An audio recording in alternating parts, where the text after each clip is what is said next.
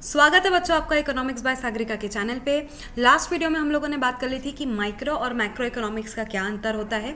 आज के वीडियो में हम लोग बात करेंगे कि क्या माइक्रो इकोनॉमिक्स और मैक्रो इकोनॉमिक्स आपस में एक दूसरे से डिपेंडेंट है या फिर वो दोनों एक दूसरे से इंडिपेंडेंट ऑपरेट करते हैं, यानी कि उनको एक दूसरे की ज़रूरत नहीं है। तो बच्चों इसका एक बहुत सिंपल सा जवाब है, माइक्रो और मैक्रो इकोनॉमिक्स एक बॉडी के दो हाथ हैं। जैसे कि मेरी बॉडी के दो हाथ हैं, right hand and left hand.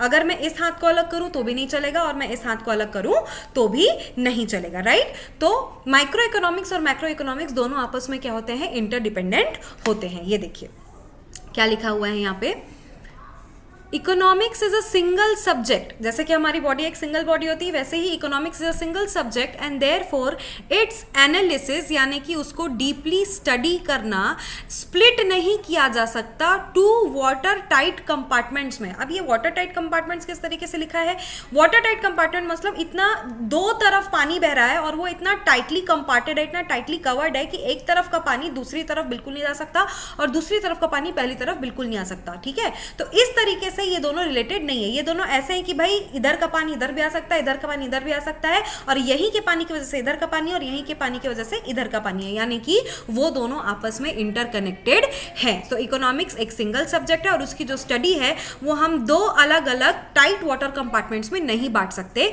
जी हाँ, दोनों के दोनों आपस में क्या है, इंटरडिपेंडेंट है, यानी कि माइक्रो डिपेंडेंट है मैक्रो पे और मैक्रो डिपेंडेंट है किस पे, माइक्रो पे।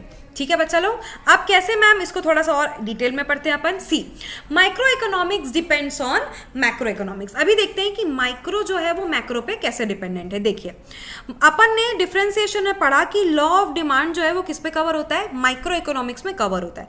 तो लॉ ऑफ डिमांड ऐसे ही थोड़ी निकल गया, लॉ ऑफ डिमांड बहुत सारे लोगों को स्टडी करने के बाद निकला।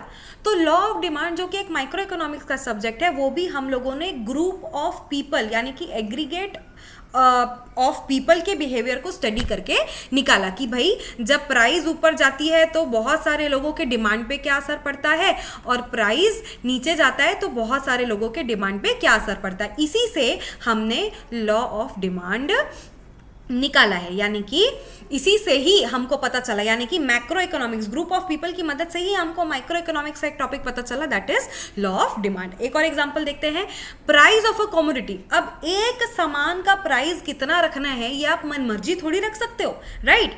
आप देखोगे कि आप जो चीज खरीद रहे हो लगभग उसके आसपास के ही प्राइस में आपको सारी जगह पे वो चीजें मिलेंगी। जैसे कि पेट्रोल, अब पेट्रोल का जो दाम है वो सिर्फ एक जगह पे थोड़ी महंगा होता है, वो अक्सर आप देखोगे मैक्सिमम जगह पे वही दाम चलता रहता है। एक जगह पे पेट्रोल महंगा नहीं होता, वो सब जगह पे महंगा होता है, या अगर सस्ता होता है तो सब जगह पे सस्ता होता है।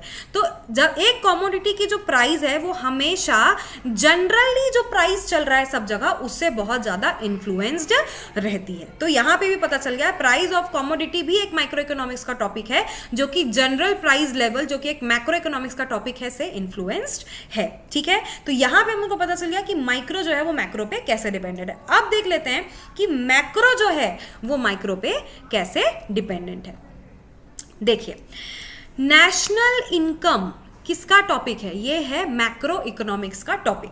तो नेशन की इनकम कैसे निकलती है, एक एक इंडिविजुअल की इनकम आप काउंट करोगे तब जाके आपको क्या मिलेगी, नेशन की इनकम मिलेगी। तो अगेन ये नेशन की इनकम इंडिविजुअल यूनिट्स की इनकम को अपन जब काउंट करेंगे तो निकलेगी, और ये किस में आता है, अपना माइक्रो इकोनॉमिक्स में। अगेन तो ये मैक्रो इकोनॉमिक्स का नेशनल इनकम नहीं निकल पाता अगर माइक्रो इकोनॉमिक्स की इंडिविजुअल इनकम्स नहीं होती। नेक्स्ट एग्रीगेट डिमांड, यानी कि ग्रुप ऑफ पीपल की डिमांड कैसे पता चलेगी, उस ग्रुप में एक एक इंसान की डिमांड से ही वो ग्रुप ऑफ डिमांड बनती है। तो एग्रीगेट डिमांड जो है वो demand of individual house hold से ही बनती है। एक एक घर की डिमांड देखोगे तब जाके आपको एक ग्रुप की डिमांड पता चलेगी। तो again this is a macro economics concept and this is a micro economics concept and this is completely dependent on this.